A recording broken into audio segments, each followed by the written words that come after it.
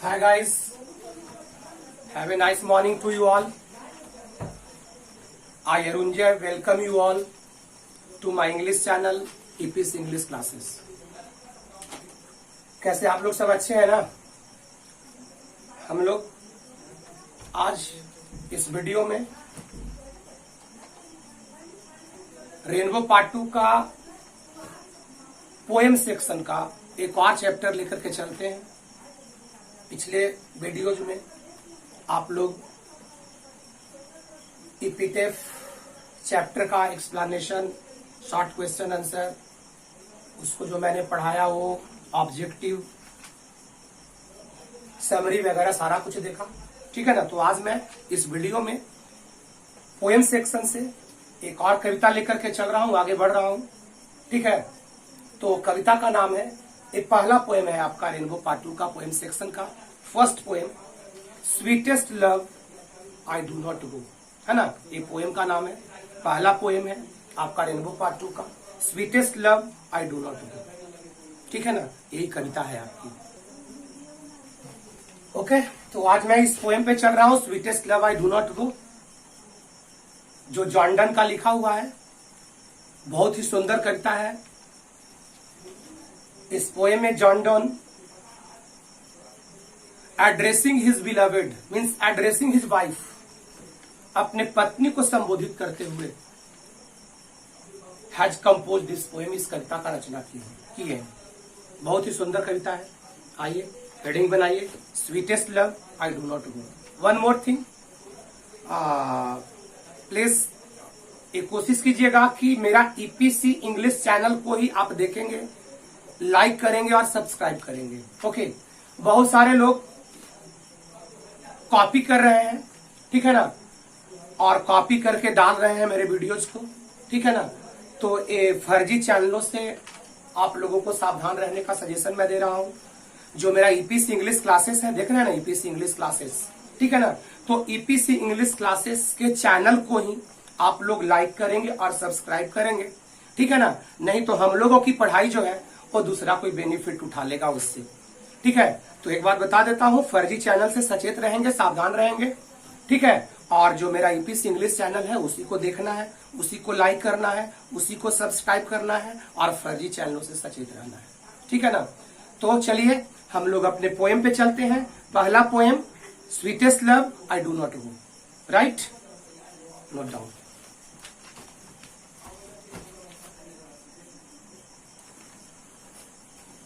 So, this is the title of the poem. It is the first chapter of your Rainbow Part 2 from poem section. Sweetest love I don't go, do not go. यही है कविता की शीर्षक। बहुत ही सुंदर कविता है। It's a very fine poem. It's a very nice poem. प्रिय प्यार, प्रिय महबूबा, प्रिय प्रियतमा, I don't go, मैं नहीं जाता हूं कि। This is the title of the poem, sweetest love, मेरी प्रिय प्रियतमा, मेरी प्रिय महबूबा, आई डोंट गो, मैं नहीं जाता हूं। देखो, in this poem the poet John Donne is going on a journey, he is going abroad. Poet जो जॉन डन है वो विदेश यात्रा पे जा रहे हैं। He is going on a journey, है ना, ही इज गोइंग अब्रोड, वह विदेश यात्रा पर जा रहे हैं, ठीक है। एंड हिज वाइफ, और उनकी पत्नी, उनकी पत्नी का नाम था एन मोरे, एन मोरे, ठीक है ना। She was his wife and the poet John Donne loves her very much from the core of his heart. He loves his wife and he is going on a journey, means he is going abroad, and his wife Anne More, she does not want that her husband go on a journey. उनका husband, उनका lover journey पर ना जाए और उनको वह रोकना चाहती है। But poet wants to go, लेकिन कवि जाना चाहते हैं, ठीक है ना। तो इस कविता में कवि ने अपने प्रेमिका जिनका नाम एन मोरे था, उसको संबोधित करते हुए इस कविता की रचना की है। ठीक है, तो आइए ये किस प्रकार की पोएम है। फर्स्ट ऑफ ऑल हम लोग ये जानते हैं कविता किस प्रकार की है। तो देखो ये कविता ए वंडरफुल लव पोएम है। Sweetest love I do not go is a wonderful love poem. एक अद्भुत, आश्चर्यजनक, अद्वितीय यह प्रेम पर आधारित कविता है। कैसी कविता है, समझ में आ रही है ना? कैसी कविता है? तो यह एक प्रेम पर आधारित कविता है, एक वंडरफुल लव पोएम के रूप में जाना जाता है sweetest love I do not go. Exam में क्वेश्चन पूछता है, ऑब्जेक्टिव दे देगा sweetest love I do not गो किस प्रकार की पोएम है। तो यह एक वंडरफुल लव पोएम है। ठीक है ना? इसे आप लिरिक भी बोल सकते हो। यह एक लिरिक है। लिरिक समझते हो? Lyric is a kind of poem. Lyric एक प्रकार की कविता है इन विच, जिसमें the poet expresses his personal feeling और थॉट, जिसमें कवि अपना व्यक्तिगत भावनाओं को, अपने व्यक्तिगत विचारों को एक्सप्रेस करता है। That is called lyric. उसे लिरिक कहा जाता है। और यह लव पोएम है। यह लिरिक भी है because in this poem the poet has expresses his personal idea, है ना, हिज पर्सनल थॉट, इसलिए इसको लिरिक भी कहा गया है। ठीक है ना? और यह एक वंडरफुल लव पोएम है। राइट? तो नोट कीजिएगा पहला पॉइंट में कैसा कविता है यह। तो वंडरफुल लव पोएम है। इट्स ए लिरिक भी बोल सकते हो इसको। लिरिक का मतलब समझ में आया ना? लिरिक एकदम अपने भावनाओं को संगीतबद्ध सॉन्ग के माध्यम से राइटर ने एक्सप्रेस किया है, इसलिए इस पोएम को लिरिक भी कहते हैं। और यह एक वंडरफुल लव पोएम है। आइए फर्स्ट पॉइंट नोट कीजिएगा, लिखेगा it is a wonderful love poem.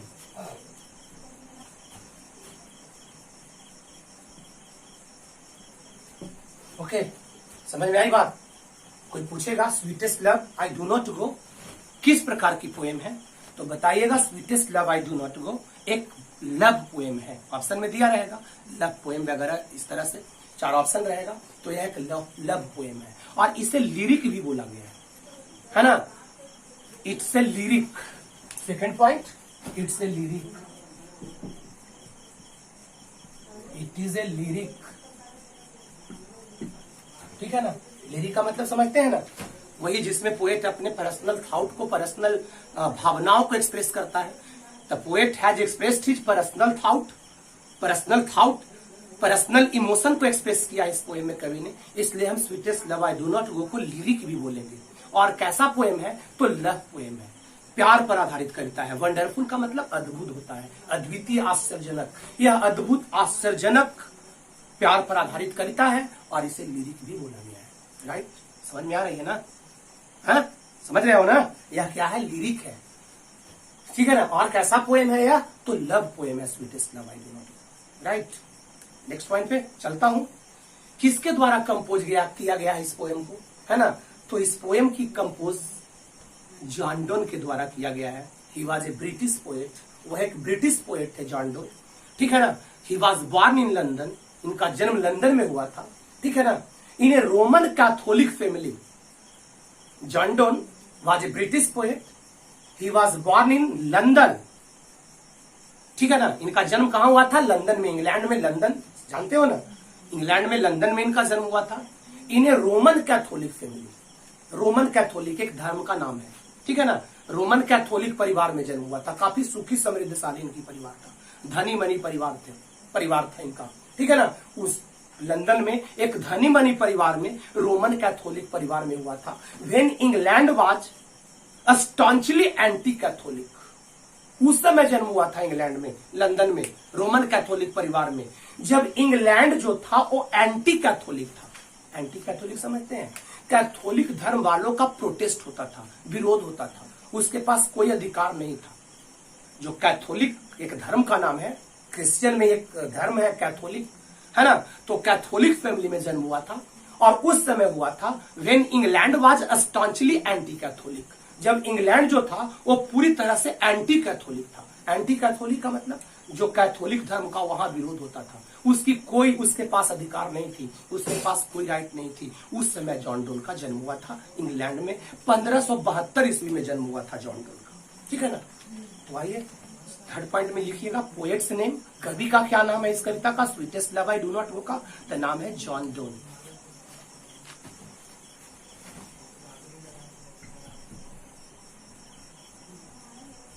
John Donne, right.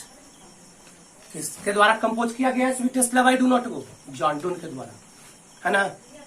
कैसा कविता है sweetest love I do not go, तो लव पोएम है। और क्या है यह, तो एक लिरिक है, ठीक है ना। और राइटर कौन है, तो जॉन डोन है। कहां के रहने वाले थे जॉन डोन, किस प्रकार का पोएट है, पूछेगा आपके एग्जाम में। इनकी नागरिकता से इंडियन पोएट है, ब्रिटिश पोएट है, अमेरिकन पोएट है, ऑस्ट्रेलियन पोएट है, तो ब्रिटिश पोएट है जॉन डोन, राइट। कैसे पोएट है, ब्रिटिश पोएट। कहां के रहने वाले थे, इंग्लैंड का। कहां जन्म हुआ था इंग्लैंड में, तो इन लंदन, लंदन में, राइट। समझ में आ रही है ना बात, कोई प्रॉब्लम नहीं, परेशानी नहीं ना है, हाँ? तो नोट कीजिएगा नेक्स्ट पॉइंट में, ही वेट।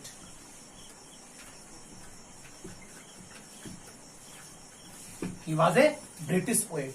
ऐसे कवि थे जॉन डोन, तो ब्रिटिश पोएट, ठीक है ना। मतलब ब्रिटेन में इनका जन्म हुआ था, इसलिए ब्रिटिश पोएट के नाम से जाने जाते हैं, ब्रिटिश पोएट थे।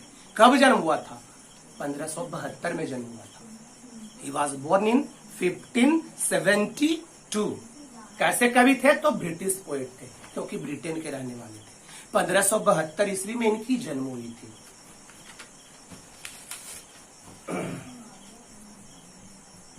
Born in 1572। कब जन्म हुआ था, 1572 में। कहां के रहने वाले थे, ब्रिटेन के, इंग्लैंड के, इसलिए कैसे कवि हो गए, ब्रिटिश पोएट हो गए, ठीक है ना। 1572 में कहां जन्म हुआ था, तो लंदन में जन्म हुआ था। देखिएगा, ही वॉज बॉर्न इन लंदन।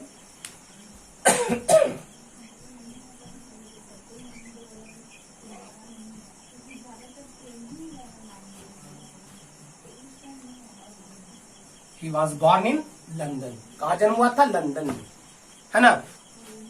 कैसे, कौन से धर्म में, in Roman Catholic family, in Roman Catholic family, in Roman Catholic family, in Roman Catholic family, right. He was born in London. कहां जन्म हुआ था जॉन डोन का, तो इन लंदन, लंदन में जन्म हुआ था। कौन से धर्म में जन्म हुआ था, तो रोमन कैथोलिक फैमिली में जन्म हुआ था, ठीक है ना। रोमन कैथोलिक उनके धर्म का नाम है, राइट। रोमन कैथोलिक धर्म का नाम है, ठीक है ना। लंदन में 1572 ईस्वी में रोमन कैथोलिक एक धर्म का नाम है, एक रिलीजन का नाम है। रोमन कैथोलिक परिवार में 1572 ईस्वी में उनका लंदन में जन्म हुआ था, है ना। इन ए प्रॉस्पेरस फैमिली, परिवार कैसा था उनका, तो प्रॉस्पेरस था। प्रॉस्पेरस का मतलब क्या होता है, सुखी, समृद्धशाली, एकदम धनी मनी जिसको बोलते हैं, वैसे परिवार में इनका जन्म हुआ था। और कब हुआ था, when England was anti Catholic. Note कर लीजिएगा इसे, when England was anti Catholic, when England was anti Catholic. Anti Catholic, anti मतलब समझते हो ना, एंटी का मतलब एंटी मतलब विपक्ष में, विरोध में। कैथोलिक, एंटी कैथोलिक मतलब कैथोलिक के विपक्ष में था। कौन, इंग्लैंड। मतलब इंग्लैंड में कैथोलिक धर्म वालों के पास कोई अधिकार नहीं थी, राइट। कोई अधिकार नहीं था, उसका विरोध होता था कैथोलिक परिवार का। उस समय जॉन डोन का जन्म anti Catholic Roman Catholic family में हुआ था, जब इंग्लैंड कैसा था, एंटी कैथोलिक था। कहां हुआ था, लंदन में हुआ था। कब हुआ था, 1572 ईस्वी में हुआ। ये सारा चीज बहुत इंपॉर्टेंट पॉइंट्स दे रहे हैं, यही सारा इंपॉर्टेंट पॉइंट्स आपके ऑब्जेक्टिव क्वेश्चंस को डील करवाएंगे। समझ गए आप, काफी इंपॉर्टेंट पॉइंट्स दे रहे हैं। इस वीडियो में हम इस अथर का और इस पोएम का ही इंट्रोडक्शन ही देंगे, यही काफी पर्याप्त होगा, क्योंकि ये कविता लंबी है, छोटी मोटी कविता नहीं है, लंबी कविता है, ठीक है ना। इसमें इस वीडियो में इंट्रोडक्शन ही बहुत ज्यादा हो जाएगा, बहुत काफी हो जाएगा, ठीक है ना। तो बोलो इतना तक समझ में आया ना आपको, कोई प्रॉब्लम है, कोई परेशानी तो नहीं है। क्या कविता का नाम है, sweetest love I do not गो। देखो गो, GOE, गो का स्पेलिंग GO नहीं दिया हुआ है, GOE दिया हुआ है ना। 1572 ईस्वी में इस कविता के 1572 ईस्वी में जॉन डोन का जन्म हुआ, राइट। और उस समय जब एक कविता लिखे थे ओल्ड इंग्लिश का प्रयोग होता था। इस कविता में बहुत सारे वर्ड्स आपके ओल्ड इंग्लिश के मिलेंगे, ओल्ड इंग्लिश का उसको आपको कन्वर्ट करना पड़ेगा न्यू इंग्लिश जो हम लोग आज यूज करते हैं। जैसे देखो GOE, ओल्ड इंग्लिश में गो का स्पेलिंग GOE होता था, आज हम लोग तो GO यूज करते हैं। तो वैसे इसमें बहुत सारे वर्ड्स मिलेंगे, ठीक है ना, बहुत सारे ऐसे वर्ड्स मिलेंगे जो ओल्ड इंग्लिश में दिया गया है, उसको न्यू इंग्लिश में हमें कन्वर्ट करना पड़ेगा, है ना। वो हम दिखा देंगे, 2-4-5 लिख के दिखा देंगे ना, आपको समझ में आ जाएगा ओल्ड इंग्लिश और न्यू इंग्लिश। आगे करेंगे, अभी तो और इंट्रोडक्शन में चलना है। तो बोलिए समझ में आई नहीं इतना? एक ऐसा कविता है तो वंडरफुल लव पोएम है। कौन? Sweetest love I don't go. इसे हम क्या बोलते हैं? लिरिक भी बोलते हैं। क्या बोलते हैं? लिरिक। लिरिक का मतलब समझ में आया ना, जो बोले होता है ना, समझ में आया ना, ठीक है ना। कौन राइटर है इसका? तो जॉन डोन इसका पोएट का नाम है। कहां का रहने वाले थे? तो ब्रिटिश पोएट। कब जन्म हुआ था? 1572 ईस्वी में जन्म हुआ था, राइट। लंदन में जन्म हुआ था। कैसे, कौन से धर्म में हुआ था? तो रोमन कैथोलिक फैमिली में हुआ था। कब हुआ था? When England was anti Catholic, जब इंग्लैंड क्या था? एंटी कैथोलिक था, राइट। इतना नोट करो, हाँ, इतना लिखिए, उसके बाद आगे के पॉइंट्स में चलते हैं, ठीक है ना। तो 6 पॉइंट्स में कोई परेशानी तो नहीं होगा, कोई दिक्कत नहीं ना हुआ होगा, नहीं हुआ होगा। तो चलते हैं आगे के पॉइंट में। देखो जॉन डोन जो थे, जॉन डन, उनको मेटाफिजिकल पोएट के रूप में जाना जाता है, ठीक है ना। मेटाफिजिकल पोएट को के रूप में जॉन डोन को हम लोग जानते हैं। अब बोलोगे मेटाफिजिकल क्या है, ठीक है ना। तो मेटाफिजिकल का मतलब होता है जो धर्म के बारे में लिखता हो, जो अध्यात्म के बारे में लिखता हो, ठीक है ना। अध्यात्म समझते हो ना, अध्यात्म धर्म के बारे में लिखता हो, गॉड के बारे में लिखता हो, है ना, भगवान के बारे में लिखता हो, ठीक है ना। तो उसे मेटाफिजिकल पोएट के रूप में जाना जाता है, ठीक है ना। क्योंकि जॉन डोन एक बहुत बड़ा प्रीचर बने थे अपने टाइम का, बहुत बड़ा उपदेशक बने थे, ठीक है। जॉन डोन जो थे वो बहुत बड़ा उपदेशक बने थे अपने टाइम का, बहुत बड़ा प्रीचर बने थे। बहुत बड़ा प्रीचर का मतलब उपदेशक होता है ना। तो जॉन डोन को मेटाफिजिकल पोएट के रूप में जाना जाता है। पूछ सकता है ऑब्जेक्टिव क्वेश्चन में, जॉन डोन वाज ए खाली जगह पोएट, किस तरह का पोएट है जॉन डोन? तो मेटाफिजिकल पोएट है। कैसे पोएट है? मेटाफिजिकल। समझ में आ रही है ना। मेटाफिजिकल का मतलब आध्यात्मिक, आध्यात्मिक कवि के रूप में जॉन डोन को जाना जाता है। तो point number 7, he was A metaphysical poet.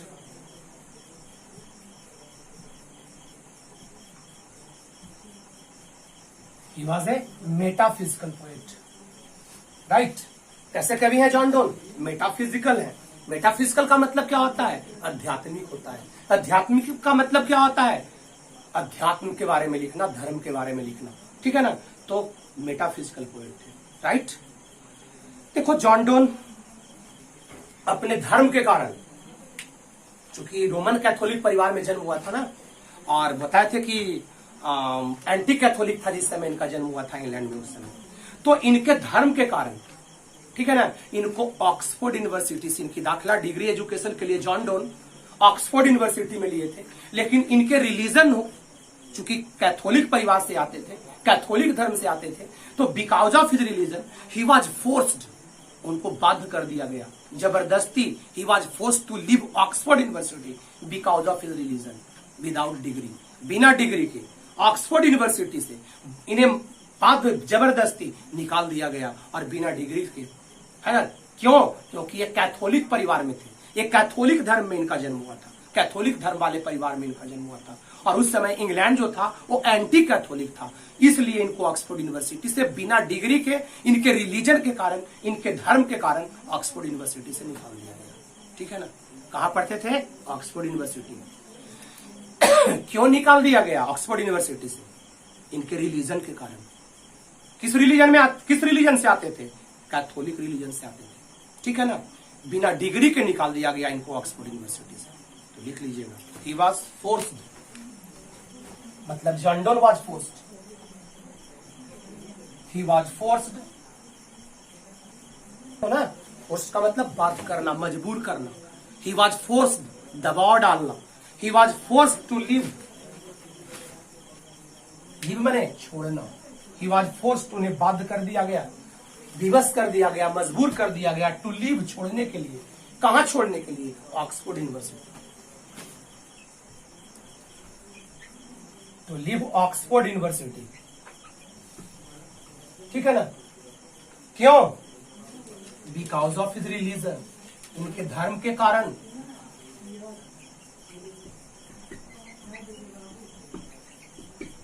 Because of his religion, इनके धर्म के कारण। विदाउट डिग्री, बिना डिग्री के, बिना उपाधि के।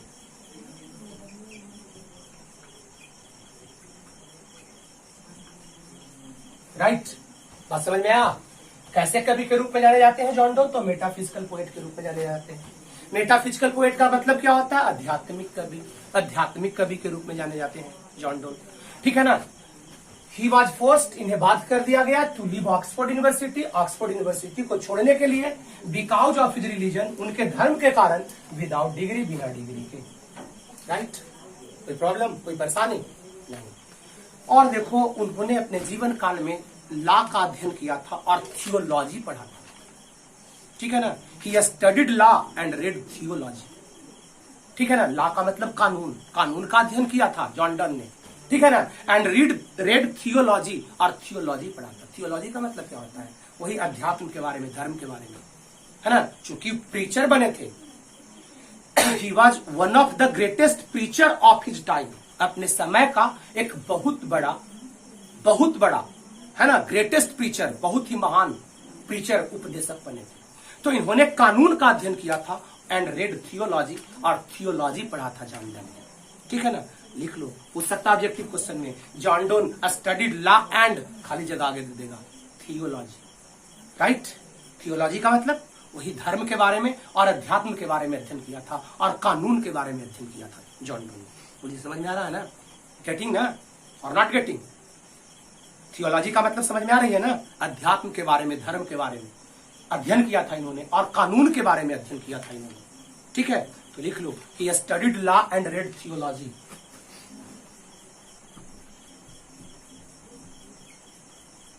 He studied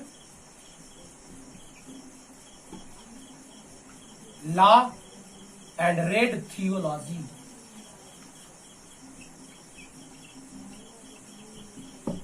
right, he studied law and read theology.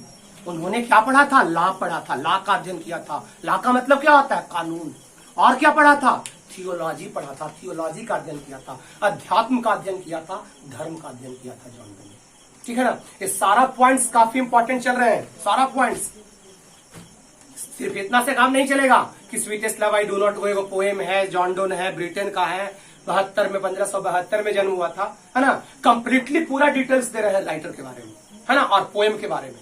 इस डिटेल्स को अध्ययन कर लो, डिटेल्स को याद कर लो, ऑब्जेक्टिव क्वेश्चंस की कोई परेशानी नहीं रहेगी, सारा ऑब्जेक्टिव क्वेश्चंस आप डील कर लोगे। समझ रहे हो ना? 2-4 पॉइंट से काम चलने वाला है नहीं, इसलिए आपको डीप में दे रहे हैं। तो इतना समझ में आया? जॉन डोन कैसा कवि थे? मेटाफिजिकल, है ना। कौन यूनिवर्सिटी में पढ़ाई करने के लिए गए थे? Oxford University.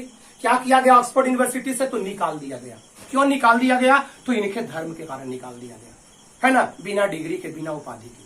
ठीक है ना। और इन्होंने लॉ का अध्ययन किया और थियोलॉजी का अध्ययन किया, है ना, अध्यात्म का, धर्म का अध्ययन किया था।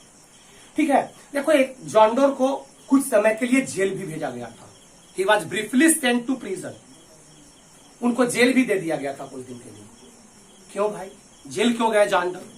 तो John Donne was briefly sent to prison because he secretly married his patron's niece and more. इनकी पैट्रन्स की नाइस थी। इनकी पैट्रन्स मतलब समझते हो? संरक्षक, जो इनको शरण दिया था। Because that time England was staunchly anti Catholic. That very time when John Donne was born in London, that time England was staunchly anti-Catholic, है ना। So John Donne was briefly sent to prison for secretly marrying his patron's niece, है ना, अपने पैट्रन्स के nice से, अपने पैट्रन्स का मतलब जो उस समय इनको शरण दिया था, जो इनका संरक्षक थे, उन्हीं की भतीजी से इन्होंने सेक्रेटली मैरी कर लिया, सेक्रेटली शादी कर लिया। हालांकि बाद में, और इसलिए इनको जेल भेज दिया गया। हालांकि बाद में इनकी शादी का अप्रूवल हुआ, बाद में इनका शादी का अप्रूवल हुआ। जॉन डोन का पत्नी बनी एन मोर। एन मोर उनके वाइफ थे और बहुत प्यार करते थे जॉन डोन को। ठीक है ना। लेकिन कुछ समय के लिए जेल भेजा गया था इनको। ठीक है, ये भी पॉइंट जान लेना जरूरी है, नोट कर लेना जरूरी है। He was briefly sent to prison, उनको संक्षिप्त समय के लिए, थोड़े समय के लिए कहां भेजा गया? प्रिजन भेजा गया, जेल। फॉर वाई, किस लिए? For secretly marrying his patron's niece, for secretly, secretly चुपके से, किसी को पता नहीं चलने दिए, अपने पैट्रन्स की नाइस से ही, भतीजी से ही इन्होंने शादी कर लिया। और उसी भतीजी का नाम क्या था? उनके पैट्रन्स नाइस का भतीजी का नाम था एन मोरे। एन मोरे, उसी से शादी किए थे, उससे बहुत प्यार करते थे जॉन डोन। और इस कविता में उसी को संबोधित करते हुए, sweetest love I do not गो, उसी को संबोधित करते हुए इस कविता की रचना की है ना। विदेश जा रहे हैं जॉन डोन, है ना, और जॉन डोन की पत्नी एन मोर उनको जाने देना नहीं चाहती है ना। तो इसीलिए कवि इस कविता की रचना की है, जिसमें बताते हैं sweetest love I do not गो, प्रिय प्यार, प्रिय महबूबा, मैं इसलिए नहीं जा रहा हूं कि मैं तुमसे उब गया हूं, मैं तुमसे थक गया हूं, या इस दुनिया में तुमसे अधिक सुंदर प्यार, यह दुनिया तुमसे भी अधिक सुंदर प्यार मुझे देगी इस दुनिया में, और तुमसे भी अधिक सुंदर, तुमसे भी उपयुक्त प्यार मुझे मिल जाएगा। मैं इस खोज में नहीं जा रहा हूं जर्नी पे, मैं इस खोज में विदेश नहीं जा रहा हूं, है ना। तो उन्हीं को, एन मोरे को संबोधित करते हुए इस कविता की रचना किए हैं, जो उनकी प्रेमिका कहिए, जो उनकी पत्नी कहिए, जो थी, है ना, और उसी से सेक्रेटली शादी किए, और इसीलिए इनको थोड़े समय के लिए कहां जाना पड़ा? तो जेल जाना पड़ा। Right, getting any problem? No, देखिए, लिख लीजिए, पॉइंट कर लीजिए। He was secretly, he was sent to prison, he was briefly sent to prison.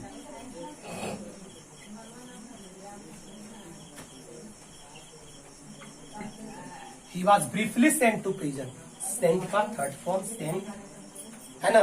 Send माने भेजना, ब्रीफली का मतलब थोड़े समय के लिए, संक्षिप्त समय के लिए। He was briefly sent, उनको थोड़े समय के लिए भेजा गया। कहां? टू प्रिजन, प्रिजन का मतलब जेल। कहां भेजा गया उनको? जेल भेजा गया, है ना। फॉर वाई, किस लिए? For secretly marrying, for secretly marrying,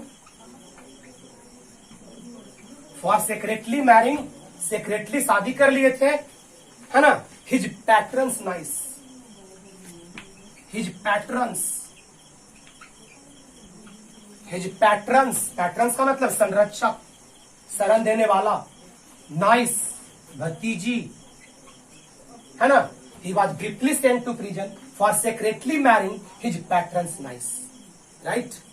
he was briefly sent to prison, वह थोड़े समय के लिए जेल भेजे गए। For secretly marrying, Chupke Chupke उन्होंने शादी कर लिया। हिज पैट्रन्स नाइस, अपने पैट्रन्स नाइस से, और उसका नाम क्या था? अपने पैट्रन्स मतलब समझते हो ना, संरक्षक, नाइस का मतलब भतीजी, और उसी का नाम क्या था? एन मोरे। क्या नाम था उसका? एन मोरे। वही उनकी पत्नी बनी, है ना। उसी से चुपके चुपके शादी किए थे, ठीक है ना, और उनकी पत्नी बनी। बाद में शादी, जेल तो गए, लेकिन बाद में शादी का अप्रूवल हुआ, और वो उनकी पत्नी रही, उनकी प्रेमिका रही, उनकी पत्नी रही, है ना। उसी के साथ जॉन डोन ने अपने जीवन को बिताया। और once he was going on a journey, है ना, एक बार वह जर्नी पे जा रहे थे, यात्रा पर जा रहे थे, उनकी प्रेमिका उनको रोक रही थी। तो addressing his beloved, John Donne has compose this poem, अपने प्रेमिका को संबोधित करते हुए जॉन डोन ने इस कविता की रचना की। यहां हम याद रखिएगा, ऑब्जेक्टिव क्वेश्चन में शायद दे दे, एन मोरे नाम था, एन मोरे उनकी प्रेमिका का नाम था, राइट। क्या नाम था? एन मोरे, ठीक है ना। ये भलाई समझ में आया ना। ब्रीफली सेंट टू प्रिजन, थोड़े समय के लिए भेजा गया jail. For secretly marrying, Chupke Chupke रहस्यमय तरीका से शादी कर लिए। हिज पैट्रन्स, पैट्रन्स का मतलब संरक्षक। नाइस भतीजी, भतीजी का क्या नाम था? तो एन मोरे नाम था। क्या नाम था? एन मोरे, राइट। Any problem? कोई प्रॉब्लम है, समस्या है? नहीं ना, समझ में आ रही है ना। एक्चुअली 2 दिन आपको वीडियो शायद नहीं मिला होगा। एक्चुअली मेरे ग्रैंड मदर इन लॉ का देहांत हो गया था, और उसी में I was busy for 2 days. मैं 2 दिन से व्यस्त था, और इसीलिए आपको 2 दिन वीडियोज नहीं मिला होगा, और हो सकता है आगे भी 2-3 दिन हो सकता है कि ना मिल पाए, लेकिन I will try my best. मैं अपना सबसे अच्छा कोशिश करूंगा। I will provide you video every day, मैं प्रत्येक दिन वीडियो को आपको आप तक पहुंचाने का मैं प्रयास करूंगा, है ना। कोई समस्या नहीं होगी, 1-2 दिन हो सकता है आगे भी होगा, क्योंकि लोग थोड़ा व्यस्त रहते हैं ऐसे काम में, ठीक है ना। तो मैं भी व्यस्त रहूंगा, तो हो सकता है 1-2 दिन आगे भी वीडियो ना मिले, बट मैं कोशिश करूंगा कि प्रतिदिन आपको वीडियो मिल जाए, राइट। तो आगे चलते हैं, इतना नोट कीजिए। ओके, तो आगे के और पॉइंट्स देख लीजिए। और क्या है इस कविता में, कवि का और क्या इंट्रोडक्शन है। मेटाफिजिकल पोएट तो है ही है ना। देखो, जॉन डोन को बहुत सारे कविताएं लिखने, बहुत तरह की कविताएं लिखने के लिए जाना जाता है। मेटाफिजिकल पोएट तो है ही, जाने ही जाते हैं, है ना। पायनियर ऑफ मेटाफिजिकल पोएट्री कहा जाता है इनको। मेटाफिजिकल पोएट्री का पायनियर माना जाता है जॉन डोन को। पथ प्रदर्शक, मार्गदर्शक बोला जाता है। आध्यात्मिक कविताओं का मार्गदर्शक, पथ प्रदर्शक के रूप में इनको जाना जाता है। लेकिन और बहुत सारे कविताएं लिखने के लिए जाने जाते हैं। सॉन्ग्स एंड सोनेट्स, सॉन्ग्स संगीतमय कविता लिखने के लिए जाने जाते हैं। Sonnet, do you understand sonnet means? Sonnet का मतलब समझते हो? नहीं समझाया होगा क्लास में, लिखवाया भी होगा 11th क्लास में। Sonnet means poem of 14 lines. Sonnet का मतलब क्या होता है? 14 पंक्ति की कविता को सोनेट कहते हैं। आ सकता है इससे ऑब्जेक्टिव क्वेश्चन। ऐसे ही आपको हम एक सोनेट पढ़ाएंगे, आपके लिटरेचर में एक सोनेट पढ़ना है, द सोल्जर, है ना। वो सोनेट है, वो कविता ही सोनेट है। लेकिन जॉन डोन को भी जाना जाता है सॉन्ग्स, सोनेट, सटायर, इलेजिज, ये सब लिखने के लिए, है ना। सॉन्ग संगीतमय कविता। मेटाफिजिकल पोएट तो है ही, आध्यात्मिक कविता तो लिखने के लिए जाने ही जाते हैं। सॉन्ग्स एंड सोनेट्स, संगीतमय कविता। सोनेट 14 पंक्ति की कविता, है ना। सटायरिकल, सटायर प्रवचन, प्रहसन जिसको बोलते हैं, है ना, चुटकुला टाइप का जिससे हंसी छूटता है ना। इलेजिज, शोक गीत, सैड सॉन्ग जिसको बोलते हैं, इलेजिज। इस तरह के कविताएं लिखने के लिए भी जॉन डोन जाने जाते हैं। हो सकता है आपके एग्जाम में। John Donne is well known for, John Donne is well known, अच्छे तरह से जाने जाते हैं फॉर किस किस तरह की राइटिंग करने के लिए। The songs and sonnets, songs and sonnets, elegies and satire. Elegies माने शोक गीत, सैड सॉन्ग। सटायर का मतलब प्रहसन होता है, प्रहसन। प्रहसन समझते हो? मजाकिया टाइप का, चुटकुला टाइप का। इस तरह की राइटिंग लिखने के लिए जॉन डोन बहुत अच्छे तरीके से जाने जाते हैं। लिख लो, पॉइंट को नोट कर लो। John Donne is well known. Next point 11। जॉन डोन is well known for songs and sonnet,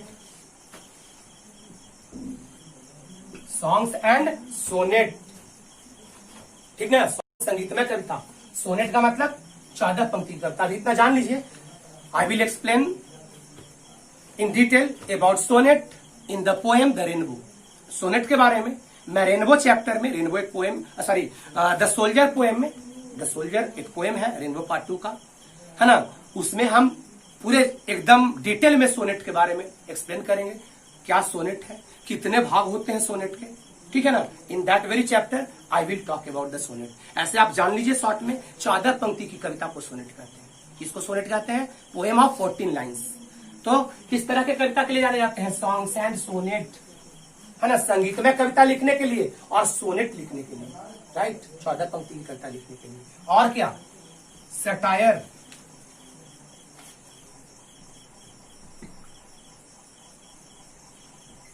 ठीक है। सटायर का मतलब क्या होता है? प्रहसन।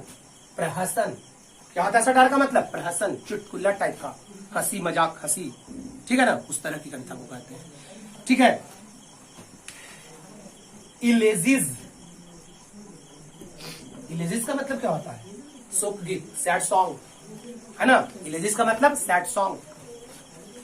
एंड सेरमन्स, एंड सेरमन्स, सेरमन्स का मतलब क्या होता है? प्रवचनकारी, प्रवचन जिसमें कुछ उपदेश दिया जाता है ना। क्या दिया जाता है? उपदेश, प्रवचन उसको बोलते हैं।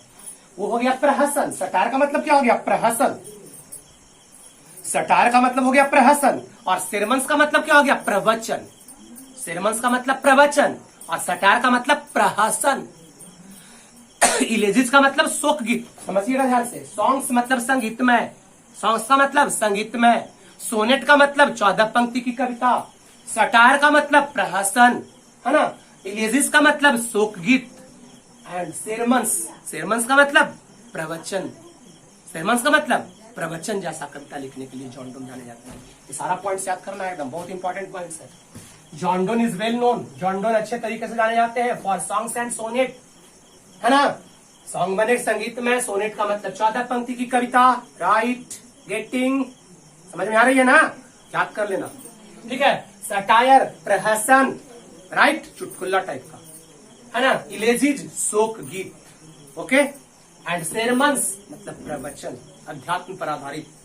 इस तरह की कविताएं लिखने के लिए, इस तरह की राइटिंग कंपोज करने के लिए John Donne is well known, John Donne जाने जाते हैं। He was one of the greatest preacher of his time, अपने समय के बहुत बड़ा, जितने भी महान उपदेशक थे उनमें एक स्थान जॉन डोन का भी था, राइट। कोई प्रॉब्लम, कोई समस्या? John Donne was one of the greatest preachers of his time, अपने समय का जॉन डोन एक बहुत बड़ा क्या थे, तो उपदेशक थे। पॉइंट भी नोट कर लो, he was one of the greatest preachers of his time, he was one of the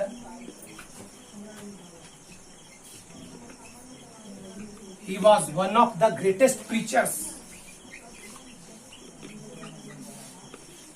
he was one of the greatest preachers, preachers का मतलब उपदेशक, one of the greatest preachers मतलब जितने महान बड़े उपदेशक लोग थे ना, उसमें एक जॉन डोन का भी स्थान आता था।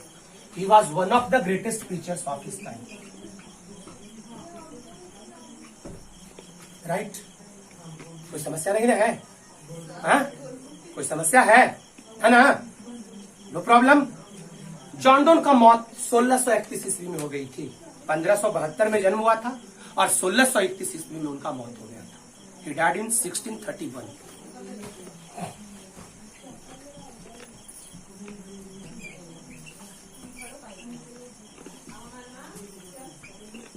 He died in 1631, 1631 ईस्वी में जॉन डोन का मौत हो गया था, ठीक है ना। तो this was the introduction of the poem sweetest love I do not go, and about the author, और लेखक के बारे में इंट्रोडक्शन था इस कविता में, ठीक है ना। तो कोई समस्या नहीं होनी चाहिए, सारा पॉइंट्स आपको एकदम बिल्कुल कंफर्म आप याद कर लीजिएगा। One more thing I would like to suggest you, video को लास्ट तक देखेंगे, ओके। सारे students, I suggest all of you that you will watch the video till the end, till end, अंत तक आप वीडियो को वॉच करेंगे, ठीक है ना। नहीं समझ में आया 2 बार 3 बार वीडियो को आप वॉच करेंगे, ठीक है। और if after watching 2 or 3 times if you have any problem, तो you will try to contact me, आप मुझसे संपर्क करने का प्रयास करेंगे, ठीक है ना। और तो ऐसे कोई समस्या नहीं होनी चाहिए। इस सारा डिटेल में काफी हमने इस sweetest love I do not go कविता का इंट्रोडक्शन दिया है and about the author introduce किया है। आई थिंक इतना में आपका बहुत सारा ऑब्जेक्टिव क्वेश्चन का 100% ऑब्जेक्टिव क्वेश्चन डील हो जाएगा। बस 1-2 और ऑब्जेक्टिव करने के लिए, 1-2-4 और ऑब्जेक्टिव करने के लिए कविता को नेक्स्ट टाइम में मैं अगले वीडियो में पढ़ाएंगे। लेकिन उससे पहले आपको दिखाएंगे ओल्ड इंग्लिश और न्यू इंग्लिश जो दिया गया है इस कविता में। बहुत सारे ओल्ड वर्ड्स का प्रयोग किया गया है ना। उस ओल्ड वर्ड्स को न्यू इंग्लिश में हम कन्वर्ट कर देंगे, तो आप 1-2 हम कर देंगे, 2-4-5 दे देंगे, आप समझ जाओगे कि ओल्ड इंग्लिश में क्या होता था ना। ओल्ड इंग्लिश में ई पर ज्यादा जोर पड़ता था, जैसे गो तो GOE, है ना, द THEE, ही HEE, इस तरह का प्रयोग होता था ओल्ड इंग्लिश में, ठीक है ना। तो हम कल बताएंगे आपको नेक्स्ट वीडियो जो प्रोवाइड करूंगा आपका, फिर इस कविता को पढ़ाएंगे, उसके बाद समरी देंगे, एक्सप्लेनिंग बताएंगे, शॉर्ट क्वेश्चन आंसर देंगे, ऑब्जेक्टिव बताएंगे। ऑब्जेक्टिव तो पॉइंट से ही डील हो जाएगा, लेकिन अगर आपका मांग होगा तो हम ऑब्जेक्टिव वे में भी करवा देंगे, राइट। Any problem? कोई प्रॉब्लम नहीं, okay. Subscribe the channel EPC English classes, share the video more and more, okay. Share the video more and more, subscribe the channel and also like the channel, क्या like the video, and फर्जी channel से सावधान रहेंगे, ठीक है ना। Today that's all my dear, see you in the next video, bye।